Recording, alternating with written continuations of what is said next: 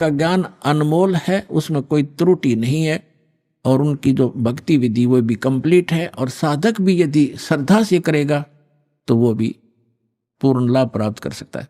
अब ये स्पष्ट हो गया कि जिस परमात्मा की महिमा वेद सुनाते हैं वो परमात्मा है, वो कंप्लीट गॉड है, वो पूर्ण परमात्मा है। और वो लीला क्या करता है ये भी वेद बताते हैं। एक तो लीला बता दी कि वो परमात्मा जब शिशु रूप धारण करके आता है उसकी परवरिश की लीला कुंवारी गायों से होती है। अब दूसरा ये है कि वो परमात्मा ऊपर रहता है सतलोक में, सतलोक में जिसे अविनाशी लोक कहते हैं, शाश्वत स्थान कहते हैं, वहां रहता है और वहां से गति करके आता है। यही वो महापुरुष बताते हैं जिनको भगवान मिले। जैसे आदरणीय रामानंद जी ने कहा कि दोहू ठोर है एक तू, भया एक से दो, गरीबदास हम कारणे तुम आए हो मगजो। जैसे तुलसीदास जी ने लाखों वर्ष पहले घटित रामायण अपनी भाषा में चौपाइयों में लिख दी, ऐसे ही आदरणीय गरीबदास साहिब जी ने गांव छुड़ाने वाले ने परमात्मा प्राप्त होने के उपरांत उनसे प्राप्त उस स्पिरिचुअल नॉलेज में क्या लिखा है अपनी छाप लगाकर महिमा बता रही है परमात्मा की। जैसे स्वामी रामानंद जी की और कबीर परमेश्वर जी की जो वार्ता हुई उस समय प्रत्यक्ष दृष्टा की तरह बताई है। गरीबदास जी इसलिए इसमें नाम आता है कि गरीबदास जी ने तुलसीदास जी की तरह, क्योंकि तुलसीदास जी केवल 3 लोक के भगवान के उपासक थे, वहीं तक सीमा थी उनकी बताने की, और ये गरीबदास साहिब जी परम अक्षर ब्रह्म के उपासक थे, उनके भेजे हुए महापुरुष थे, उनसे परिचित थे।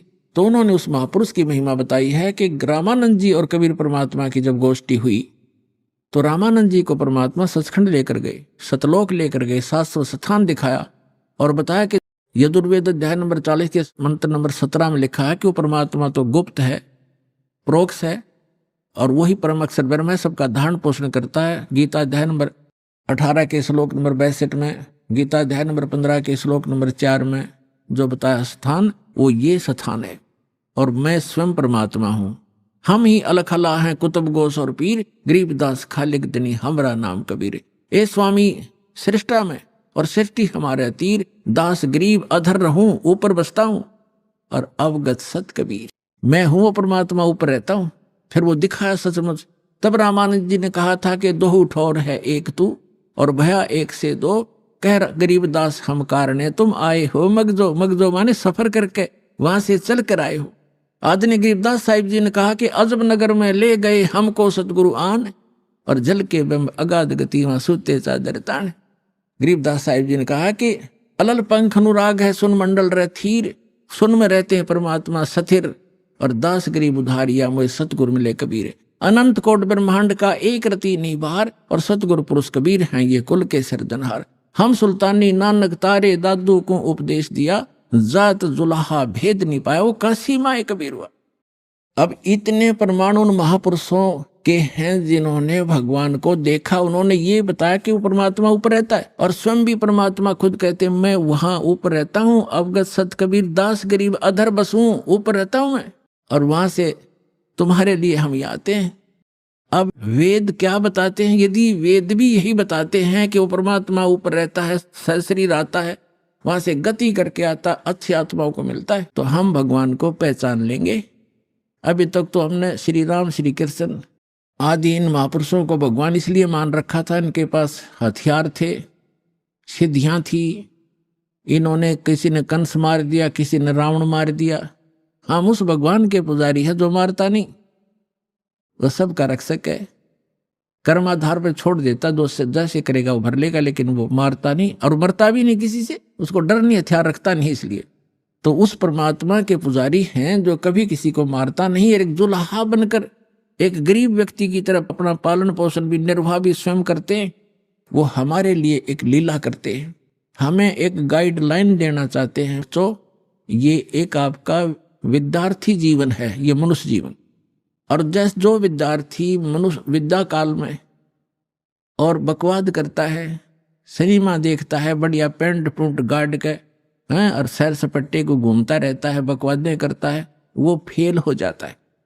विद्यार्थी को विद्यार्थी की तरह रहना चाहिए, सब सिलेबस पूरा करते रहना चाहिए, और अपना सिंपल ड्रेस जो हो सिंपल सी अपना रखनी चाहिए और उद्देश्य नहीं भूलना चाहिए। तो हम सभी अपना उद्देश्य भूलकर जिसको भी मानव शरीर प्राप्त है, 2 प्रकार से मानव शरीर प्राप्त होता है, आपको बता ही दिया। एक तो पूर्व जन्म के शुभ संस्कारों से मानव शरीर लगातार कई जन्म भी हो सकते हैं, और एक केवल 84 लाख योनियों को भोगने के बाद टर्न वाइज मिलता है, यानी नंबर पे वो एक मिलता ही मिलता है। तो उसी पर आज सत्संग उसी पर चल रहा है। अब लास्ट में इसका निष्कर्ष थोड़े ही शब्दों में निकाल देंगे। तो हमारा मूल उद्देश्य इस मनुष्य जीवन का क्या है? जैसे एक विद्यार्थी का विद्या प्राप्त करके और जो उस यूनिवर्सिटी में विद्यालय में जो वो मेहनत कर रहा है, स्टडी कर रहा है, उसका किया हुआ फल उसको फील्ड में मिलेगा। जैसे कोई डॉक्टरी कर रहा तो उसी सुविधा को वहीं खोजता रहा स्टडी काल में, टाइम में, विद्या काल में, तो बच्चा फेल हो जाएगा, उसको कुछ नहीं मिलने का। तो वो जो वहाँ जैसे इंजीनियरिंग कर रहा है बच्चा, तो इंजीनियरिंग जो करके उस अपने फील्ड में जाएगा, वो सुविधाएं वहाँ की किए हुए की वहाँ मिलेगी उसको बाहर जा करके। तो आप जी मनुष्य जीवन प्राप्त प्राणी एक विद्यार्थी हो, और जो विद्यार्थी अपने दिग्भ्रष्ट हो गए हैं, उद्देश्य भूल चुके हैं, वो फिर बहुत दुखी होंगे। जैसे एक समय ये दास एक जूनियर इंजीनियर था, वहीं पर हमारे महकमे का कार्य भी चल रहा था और वहीं पर रोड का कार्य भी, B&R का कार्य चल रहा था। वहां एक व्यक्ति अपने बच्चों समेत, उसके बच्चे वहां मिट्टी में सो रहे थे, वहां वो टोकरियां मिट्टी डाल रहा था सड़क पर, और उसका सहपाठी था, वो वहां का एक्सियन बना हुआ था B&R का, बिल्डिंग एंड रोड्स का। वो वहां आया, वो इंस्पेक्शन करके चला गया। तो उसके जाने के बाद वो व्यक्ति कहता है, मजदूर, वो क्या कहता है कि मेरे कर्म फूट गए, मेरे भाग फूट गए। मेरा ये सहपाठी था, मेरा क्लास फेलो था, ये इसका ये नाम है, ये उस गांव का है, हम एक स्कूल में पढ़ा करते थे उस दूसरे गांव में, और ये पट गया, देखो ठाठ कर रहा है, गाड़ी में चलता है, इसके बच्चे पंखों के नीचे सोते हैं और मेरे बच्चे मिट्टी में पड़े हैं, मेरे भाग फूट गए। मैं भी पढ़ लेता, शिक्षा ग्रहण कर लेता, तो मैं भी ऐसे मौज करता। तो यहाँ परमात्मा कहते हैं, आज 6 दिन पाछे गए और गुरु से किया ना हेत, अब पछतावा क्या करे, चिड़िया चुगी खेत। तो आज आप उस अतिथि में हैं जो भक्ति नहीं करते, और करते हैं तो शास्त्र विरुद्ध करते हैं, और इस मनुष्य जीवन पा करके जो साधना सत्य नहीं करते, वो बाद में ऐसे पछताएंगे जैसे वो मजदूर पछता रहा था।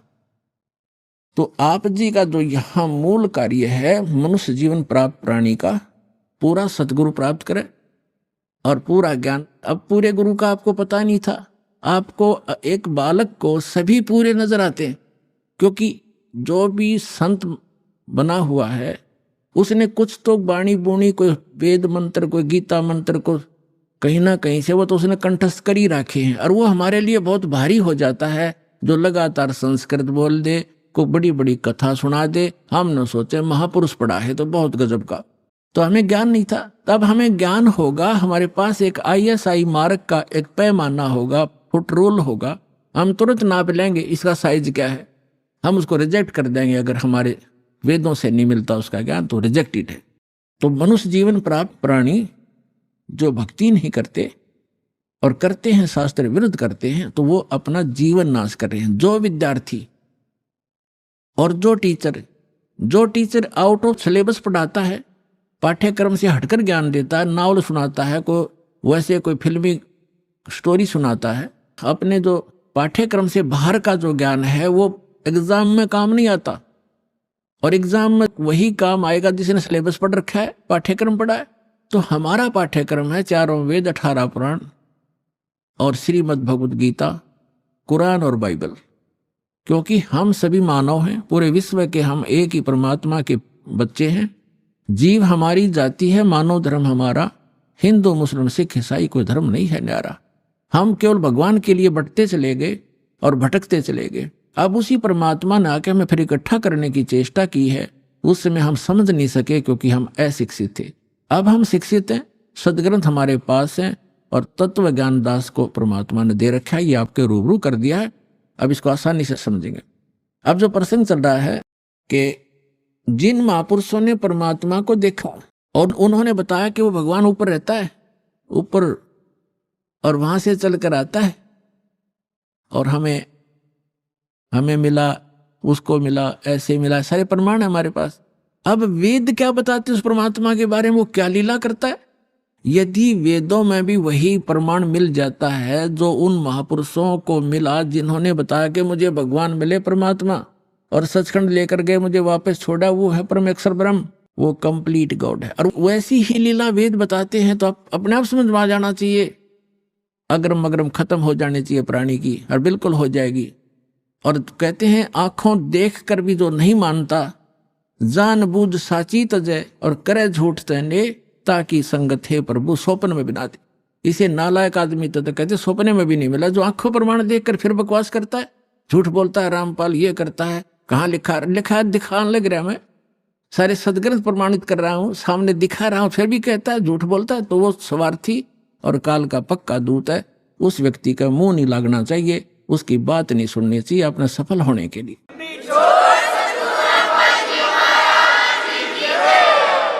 आप जी को इतना स्पष्ट हुआ कि परमात्मा जब शिशु रूप धारण करके आता है दूसरी सतिथि में, 3 प्रकार से हमारा धारण पोषण करता है, हमारा कल्याण करने के लिए 3 प्रकार के शरीर में वो लीला करता है। एक तो सतलोक में रहता है, वहां तो बहुत तेजों में शरीर है, वहां से हल्का तेजपन रूप बना करके, और दूसरे सतिथि में एक शिशु रूप धारण करके प्रत्येक युग में परमात्मा मिलते आते हैं, ऐसा लीला करते हैं। उनकी यही लीला, परवरिश की लीला कुंवारी गांव से ही होती है। और तीसरी सतिथि में वो महात्मा साधु संत का रूप बना के कभी भी कहीं प्रकट हो जाते हैं और अपनी अच्छी आत्माओं को मिलते हैं, उनको ज्ञान समझाते हैं।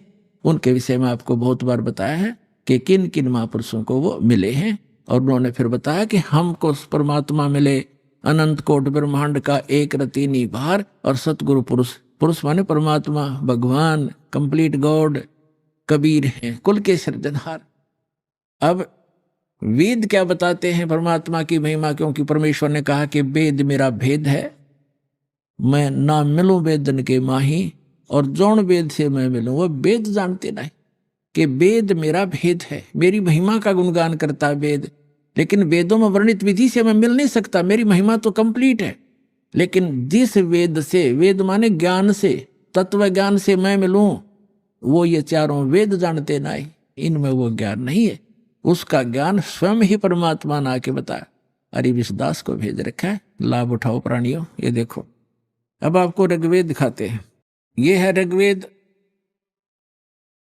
अब देखो कमाल की बात है, ये स्वयं आर्य समाज के व्यक्ति, ये कहाँ से प्रकाशित है? सार्वदेशिक आर्य प्रतिनिधि सभा, महर्षि दानंद भवन, रामलीला मैदान, नई दिल्ली से। ये कौन इसके भाष्य, आर्य भाषा भाष्य, ये मुद्रक है। अब कमाल की बात है पुण्यात्माओं, जो व्यक्ति परमात्मा को निराकार बताते हैं कि वेदों में निराकार लिखा, वो अनुवाद कर रहे हैं। कैसी अद्भुत लीला उस परम पिता की पुण्यात्माओं, आप पर रहम कर रखा है। यदि इन वेदों में ये ना लिख रखा होता, अनुवाद नहीं कर रखा होता इन्हीं के द्वारा, तो ये कभी भी आपको ऊपर नहीं आने देते कि रामपाल दास साची कह रहा है। लेकिन वो तो अन्य प्रमाण बहुत से देता दास, और भगवान जो लीला करता वो करके दिखाते, प्रमाणित तो हो जाता, लेकिन और ज्यादा समय लग जाता। ये भ्रमित करने वालों का दाव लगा रहता। अब इनका दाव कति समाप्त हो गया। इन्होंने अपने कर कमल से अनुवाद कर रखा। अनुवाद सही है, उनकी सोच गलत है, उनका अनुभव गलत है। महर्षि दानंद ने सत्यार प्रकाश नामक एक पुस्तक का निर्माण किया है, रचना की है। उसमें उन्होंने स्पष्ट लिखा है कि मैंने इस पुस्तक का निर्माण वेदोनुसार किया है, वेदों के प्रमाणों को हल्का सरल करके लिखा है, और उसमें स्पष्ट है कि वेदों के विपरीत ज्ञान है सारा। महर्षि दानंद और उसके सारे चेले परमात्मा को निराकार बताते हैं, उसका कोई स्थान नहीं है, वो एक देशीय नहीं है, एक स्थान पर नहीं रहता। और देख वेद क्या बताते हैं, वो एक देशीय है, भवनों के सब लोकों के ऊपर के स्थान पर रहता है, और वहां विराजमान है, धूलोक के तीसरे पृष्ठ पर रहता है, एक देशीय है।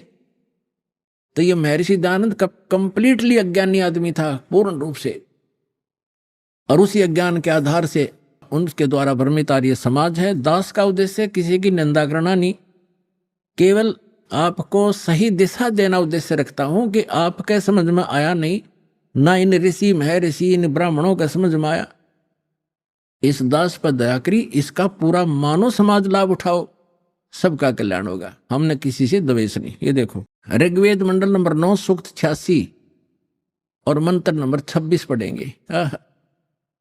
इसमें लिखा है कि यज्ञ करने वाले यजमानों के लिए परमात्मा, यज्ञ माने धार्मिक अनुष्ठान, करने वाले यजमान माने भक्त, साधना करने वाले साधकों के लिए परमात्मा सब रास्तों को सुगम करता हुआ उनके विघ्नों यानी संकटों को मर्दन करता है, नष्ट करता है, उनको पवित्र करता हुआ और अपने रूप को सरल करता हुआ। क्योंकि सतलोक में परमात्मा का रूप आपको बताया दास ने कि बहुत तेजों में है। अगर वो एज इट इज आ जावे यहाँ पर उसी तेजो युक्त शरीर से, जिसके एक रोमकूप में करोड़ सूर्य करोड़ चंद्रमा मिला दे, इतनी रोशनी तो हमारी चरम दृष्टि नहीं दे सकती। हम तो एक सूर्य को नहीं देख सकते, और वो तो करोड़ों सूर्य एक रोमकूप में इतना प्रकाश इतनी चंद्रमा मिला दे। तो इसलिए परमात्मा अपने रूप को सरल करके आते हैं। जैसे एक कक्ष में कमरे में 1000 वाट का ट्यूब है, 500 की है, 100 की है या 10 वाट की है, तो उस सब बंद करके एक 10 वाट की चालू कर दी या 5 वाट की, तो जितना आवश्यक प्रकाश उससे है वो हो गया, बाकी वो है विद्यमान लेकिन वो प्रकाश ऑफ कर लिया। ऐसे वो परमात्मा का जो शरीर है इतना नूरी है, उसको कम करने के लिए वो अपने उस ऐसे स्विच ऑफ करके ओनली सिंपल सा प्रकाश युक्त शरीर यहाँ रख लेते। तो उसका प्रमाण यहाँ देखिएगा, ये पढ़ रहे हैं ऋग्वेद मंडल नंबर 9 सूक्त 86 मंत्र 26 पढ़ रहे हैं, 86 का 26। अपने रूप को सरल करता हुआ, अपने रूप को शरीर, अपने रूप को सकल को सरल करता हुआ वह कांति में परमात्मा। ये देखो इन्होंने यहाँ गड़बड़ी कर दी। ये देखो ये है कबीर, हम कबीर बोले, बै बोला हम कबीर, वेदों को वेद बोलते हैं, तो यहाँ कबीर हम इसको कबीर लिखा कबीर। इस रै को इन्होंने संधि छेद करके अपसर्ग लगा दिया, अपसर्ग लगा के इसका अर्थ कर दिया, कवि का अर्थ कर दिया सर्वज्ञ। कवि कोई सर्वज्ञ नहीं होता, ना आज तक होया है, परमात्मा ही सर्वज्ञ होता है। यहां अर्थ नहीं करना चाहिए था, अर्थ करके अनर्थ किया इन्होंने। यदि कहीं किसी काव्यकार की महिमा वर्णित हो और वहां कवि शब्द हो तो वहां अर्थ किया जा सकता, काव्यकार कर दे, सर्वज्ञ वहां भी नहीं किया जा सकता। तो यहां कबीर देव लिखना था। जैसे ये यजुर्वेद है, आपको प्रमाण दिखाते हैं। जैसे ये एक पुस्तक है यजुर्वेद, इस पर ऊपर रे लगा हुआ है। अब इसी में प्रमाण दिखाते हैं आपको। ये देखिएगा, ये यजुर्वेद है, ये महर्षि दानंद द्वारा ही इसका अनुवाद है। ये प्रकाशक सार्वदेशी कार्य प्रतिनिधि सभा 2/5 महर्षि दानंद मैदान नई दिल्ली से, और ये महर्षि दानंद द्वारा इसका अनुवाद है और ये यहाँ से छपा। इसके हम आपको ले चलते हैं 36वें अध्याय के, यह 63वां अध्याय यानी 36वां अध्याय 36, ये यजुर्वेद है। और यहां देखिएगा इसका प्रथम मंत्र है, इसमें लिखा है कि रचम वाचम प्रपदे मनो यजु प्रपदे, ये यजु शब्द है, इसका 2 अपसर्ग लगा रखे। अब इसका अनुवाद महर्षि दानंद जी ने यहां कर रखा है, देखिएगा इसमें यजु, ये यजु शब्द है, इसका अर्थ यजुर्वेद लिख दिया, बिल्कुल सही।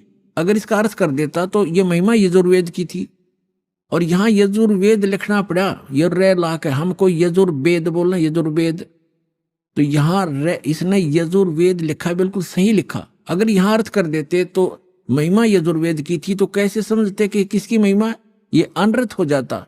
इसी प्रकार यहां इन अनुवादकर्ताओं ने कबीर का अर्थ लिखना था, कबीर देव।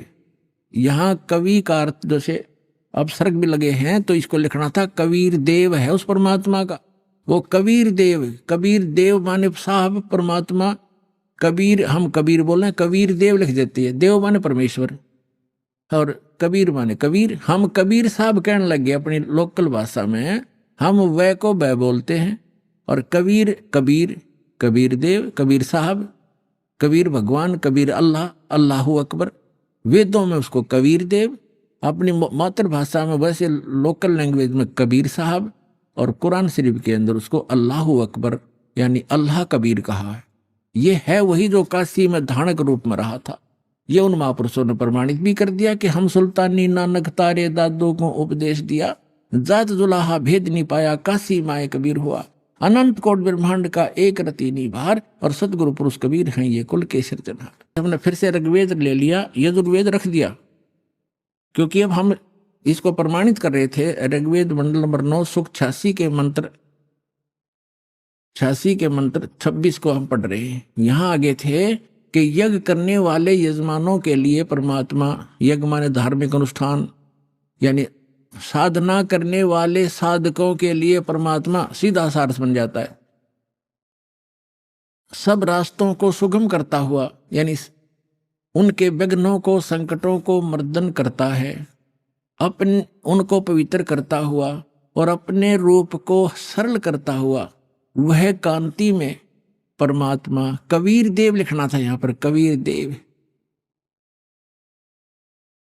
विद्युत के समान क्रीड़ा करता हुआ, जैसे बिजली आती है बड़े स्पीड से, वर्णीय पुरुष को प्राप्त होता है। वर्णीय माने अच्छी आत्मा को मिलता है। यहां देखो 27 में क्या कहा, वो कहाँ रहता है वो परमात्मा, जो परमात्मा ध्यूलोक के यानी तेजो में लोक के तीसरे पृष्ठ पर रहता है, तीसरे पृष्ठ पर विराजमान है।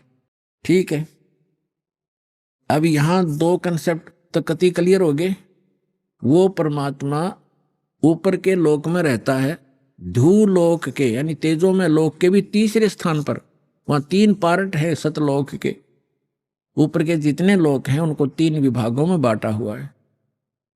तो उनके सबसे ऊपर के लोक में बैठा हो परमात्मा, और वहां से अब आगे दिखाते हैं, बिजली जैसी गति से आता है, जैसे बिजली 1 सेकंड में पहुंच जाती है, और अच्छी आत्माओं को मिलता है, और वो वहां ऊपर रहता है।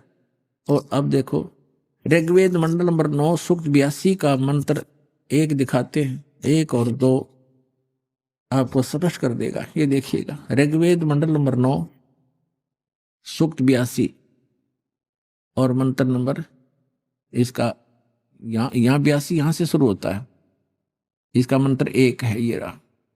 इसमें है कि वो अमर परमात्मा, सोम माने सर्वोत्पादक प्रभु, सबकी उत्पत्ति करने वाला परमात्मा, प्रकाश रूप सद्गुणों की वृष्टि करने वाला, पापों का हरण करने वाला। महर्षि दानव कहता भगवान पाप नाश नहीं करता, आयुर्वेद कहते हैं पापों का हरण करने वाला, नाश करने वाला है।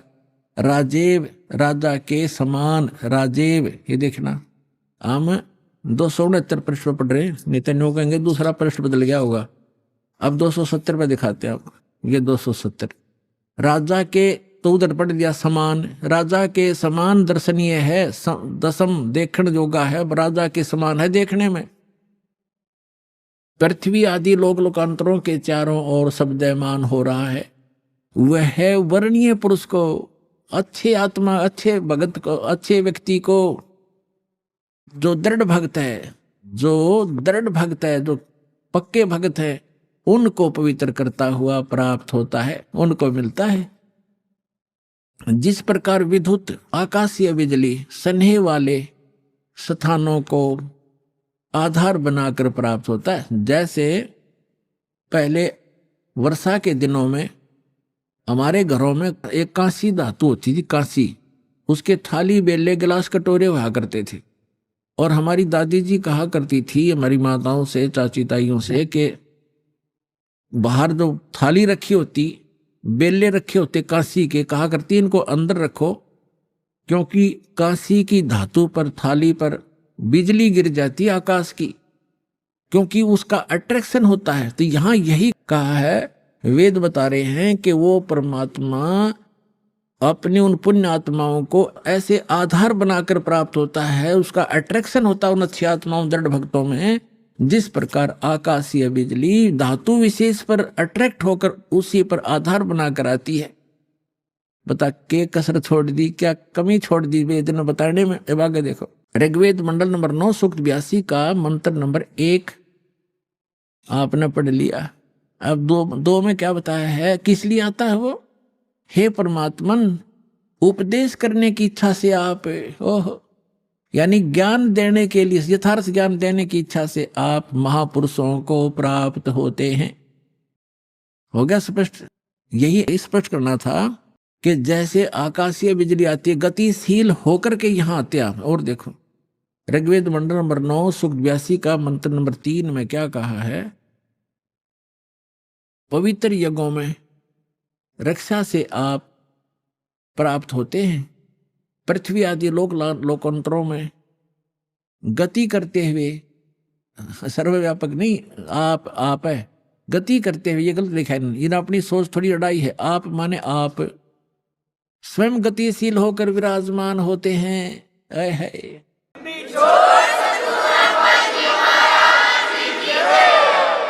आप स्वयं गतिशील होकर वहां से चलकर आते हो, ऊपर धूलोक के तीसरे पृष्ठ में रहते हैं, वहां से गतिशील होकर के आप हमारे यहाँ पर आते हो, अच्छी आत्माओं को मिलते हो। अब और ऋग्वेद मंडल नंबर 9 और सूक्त नंबर 54 का मंत्र नंबर 3 दिखाते हैं, देखिएगा। ऋग्वेद मंडल नंबर 9 सूक्त 54 का और मंत्र नंबर 3, इसमें लिखा है कि सूर्य के समान जगत प्रेरक वह यह परमात्मा सोम स्वभाव वाला और जगत प्रकाशक है, और सब लोकों को पवित्र करता हुआ भुवनो ऊपरी तिष्ठति, भुवनो ऊपरी तिष्ठति, संपूर्ण ब्रह्मांडों के ऊर्ध्व भाग, ऊपर के भाग में भी नहीं, वहां वर्तमान है, वहां रहता है, भी तो इसमें आता ही नहीं, वहां रहता है। अपने आत्माओं, ऋग्वेद मंडल नंबर 9 सूक्त 20 और मंत्र नंबर 1 में क्या बताया है? ऋग्वेद मंडल नंबर 9 सूक्त 20 मंत्र 1 में वह परमात्मा, यह लिखना कबीर देव, ये कवि नहीं, ये कबीर देव, ये ऊपर लिखा कबीर देव, इस रे को इन्होंने यहाँ कबीर लिखना था, कबीर देव, वो कबीर परमेश्वर मेधावी, यहाँ लिखना था कबीर परमेश्वर है, वह परमात्मा कबीर देव है, कबीर परमात्मा वह कबीर देव है जो सबका रक्षक है, विद्वानों की तृप्ति के लिए ज्ञान को देता है। विद्वान यानी वही आकर के वो ऐसा ज्ञान देता जिससे बुद्धिमान लोग तृप्त होते हैं, संतुष्ट होते हैं, और सहनशील है, संपूर्ण दुष्टों को संग्रामों में यानी ज्ञान के युद्ध में तिरस्कृत करता है, सबको पराजित कर देता है अपने तत्व ज्ञान से। अब आज इतना ही इन सदग्रंथों से हमने लेना था। अब दास सुनाएगा। आज का जो सत्संग सुनाना चाह रहा था दास, अब शुरू कर रहा हूं उसको, लेकिन समय थोड़ा है इसलिए संक्षिप्त में बताऊंगा। अब 2 प्रकार से मानव शरीर प्राप्त होता है, और दूसरा ये था कि सत्संग केवल परमात्मा ही आकर बताते हैं, यथार्थ ज्ञान स्वयं भगवान बताते हैं। तो वो परमात्मा 600 वर्ष पहले आए थे, उन्होंने यथार्थ ज्ञान दिया, वो अच्छी आत्माओं को मिलते हैं और उनको फिर यथार्थ ज्ञान से परिचित कराते हैं। उसके लिए परमेश्वर ने स्वयं कहा है, चारों युग में मेरे संत पुकारे, कूक कहा हम हेल रे, हीरे माणक मोती बरसे, ये जग चुगता ढेल रे। चारों युग में मेरे संतों ने आवाज लगा लगा कर, हेला देकर, आवाज ऊंचे स्वर में गूंज गूंज कर बोला है, और हमने भी चारों युग में मेरे संत पुकारे, मेरे संत जो मुझसे परिचित हुए, और कूक कहा हम हेल रे, हमने सब जगह आवाज लगा लगा कर ढोल के डंके पर कहा कि तुम साधना गलत कर रहे हो, तुम अपने ग्रंथों से परिचित नहीं हो बच्चों, हम जो ज्ञान दे रहे हैं ये मोक्षदायक है, तुम्हारा पाप नाश करेगा, तुम्हें सुख देगा।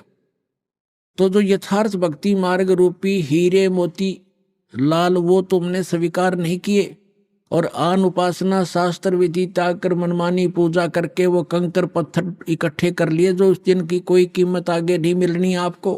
तो यहाँ बताते हैं, चारों युग में संत पुकारे, कूक कहा हम हेल रे, और ये सत साधना मोक्षदायक ज्ञान और भक्ति रूपी हीरे माणक मोती बरसें, ये जग चुगता ढेल रे।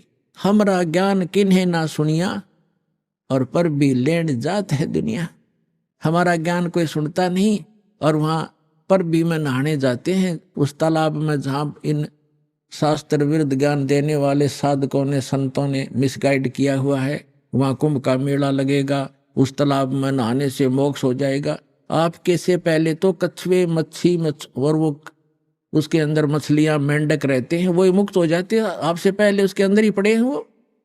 अरे बोले आदमियों, है कहीं गीता जी में लिखा कहीं पर ये जा करके पर भी लेकर आओ, या कोई अन्य मंत्र जाप करो, या सरहद निकालो? बल्कि मना किया है श्रीमद् भगवद गीता में 9वें अध्याय के 25वें श्लोक में कहा है कि जो भूत पूजते हैं वो भूत बनते हैं, जो देवों की पूजा करते हैं देवलोक में जाकर के उनके नौकर लगते हैं, वहां चले जाते हैं, और जो पितर पूजते हैं वो पितर लोक में चले जाते हैं, और मेरे पूजने वाले मुझे प्राप्त होते हैं, यानी ब्रह्मलोक में चले जाते हैं। और फिर वो 18वें अध्याय के 62वें श्लोक में कहता है कि उस परमात्मा की शरण में जा जहाँ जिसकी कृपा से तू परम शांति को, सनातन परम धाम को प्राप्त होगा। तो कहीं पर भी पूरी श्रीमद् भगवद गीता में ना कोई तीर्थ, ना व्रत, और ना ही किसी अन्य उपासना का प्रमाण है। तो हमने शास्त्र विधि अनुसार साधना करनी है जो हमारे सदग्रंथ बताते हैं। सदग्रंथों में आपको पहले भी बता दिया कि जो वेद हैं, चारों वेद, ये गॉड गिवन है, लेकिन 5वां वेद गुप्त था, इसने छुपा दिया। उसमें कंप्लीट कोर्स था, पूरा मोक्ष मार्ग था, पूरा ज्ञान था, वो नहीं रखा। तो परमात्मा स्वयं आकर वो ज्ञान देते हैं। उस ज्ञान के अंदर ये पूरा कोर्स है मोक्ष प्राप्ति का, यहाँ के सुख प्राप्ति का, आपके संस्कार में, प्रारब्ध में, आपकी किस्मत में लिखे हुए पाप को टालने का। ये साधन वालक ने वर्णित किया है जो दास के पास उपलब्ध है, इसको प्राप्त करो। अब जो सत्संग आज सुनाना चाह रहा था दास, उसकी अब भूमिका बनी है 2 घंटे में। अब 2 प्रकार से मानव शरीर प्राप्त होता है। एक तो पूर्व जन्म के संस्कार, जिनके शुभ संस्कार होते हैं, उनको लगातार कई मनुष्य जीवन भी मिल जाते हैं। पुण्य संस्कार कब बनते हैं? जब परमात्मा तीसरी सतिथि का रूप धारण करके कभी किसी क्षेत्र में प्रकट होते हैं और वो अपनी किसी प्यारी आत्मा को यथार्थ ज्ञान बता जाते हैं। उसके कारण फिर आसपास के क्षेत्र में वो ज्ञान कुछ समय तक ठीक चलता है। तो वो पुण्य आत्माएं भक्ति से युक्त हो जाते हैं और फिर वो लगातार कई जन्म भी प्राप्त कर लेते हैं। उन जन्मों में यदि संत नहीं मिला पूर्ण, तो वो पूर्व जन्म की अपनी जो किस्मत की जो भक्ति कमाई है उसका नाश करके चले जाते हैं। उनको सुख तो होता है पहले जन्म की कमाई से, और वो सोच रहे हैं कि हम जो साधना करें इसी से सुखी है। तो ये भ्रमणा उनको बनी रहती है। तो जितने आज दास देख रहा है, राधा स्वामी, धन धन सतगुरु, जय गुरुदेव, आसाराम, सुधांशु जी, ये जितने भी कृपालु और ये क्या नाम है, कुमार स्वामी, जो 10-10, 15-15, 20-20, 30-30, 40-40 वर्ष से इनके पास रहे, जब तक इनके पुण्य पूर्व जन्म के चले तो ये सुखी नजर आवे थे, साधना वो गलत कर ही रहे थे। अब उनकी ऐसी दुर्गति हो रही है, रो रो कर आ रहे हैं। ये सतपाल जी के पुजारी और ये बालेश्वर के पुजारी, अंसा देश वाले, अब ये रोते हैं आकर के। एक अध्यापक कहता, मैं पेशे से अध्यापक हूं और मेरा इकलौता पुत्र था, मैं सतपाल का चेला था, 40 वर्ष से वहां लगा हुआ था। इकलौता पुत्र की मृत्यु होगी और उस दिन से टक्कर मार के रो रहा हूं। नास्तिक हो गया था, विश्वास उठ गया था भगवान से। आपका ज्ञान सुना, सत्संग सुना, फिर एक किरण फिर से जागी है कि है भगवान कहीं पर। हम साधना गलत करके दुखी हो गए। जब तक हमारे पुण्य चले हम सुख महसूस करते रहे, और जब हमारे ऊपर पापों का दौर शुरू हुआ उस साधना ने कोई प्रोटेक्शन नहीं किया। तो पुण्यात्मा सभी ऐसे भ्रमित हैं। तो जो मानव शरीर प्राप्त प्राणी है वो 2 प्रकार से हैं। एक तो ऐसे आपको बता दिया, तो वो भटकते रहते हैं भगवान के लिए, कहीं ना कहीं वो बैठ ही नहीं सकते। तो अब आपका जो जन्म है मनुष्य जीवन का ऐसे समय में हो गया, यदि अब जन्म ना होता तो पहले की तरह आप भी भटक कर चले जाते। आज से 10 वर्ष पहले कोई मर गया तो वो गया अपना जीवन नष्ट करके। तो आपका जो मनुष्य जीवन हुआ है, धन्य आपके माता पिता जिनसे जन्म हुआ है। और आप तो भक्ति पर लगे लगाए हो, आपको तो बहुत थोड़े से समय में समझाया जा सकता है। और दूसरी प्रकार के जो 84 लाख योनियां भोग करके मानव शरीर प्राप्त किए हुए हैं, उनको आप कितना ही कोशिश करो, वो ठीक है परिश्रमी भी होते हैं, क्योंकि पहले पशु पक्षी बनकर सारा दिन परिश्रम में लगे रहते थे रोजी रोटी के लिए। एक चींटी है, सारा दिन एक कण की हो सकता पता नहीं कितने चक्कर काटती है एक कण के लिए, एक पल की चैन नहीं।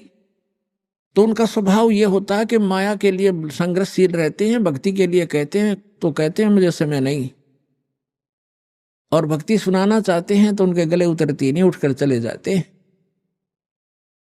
तो क्या बताते हैं कबीर साहब, कहते हैं कबीर पिछले पाप से हरि चर्चा ना सुहावे, कहूंगे कह उठ चले ना और बात चलावे।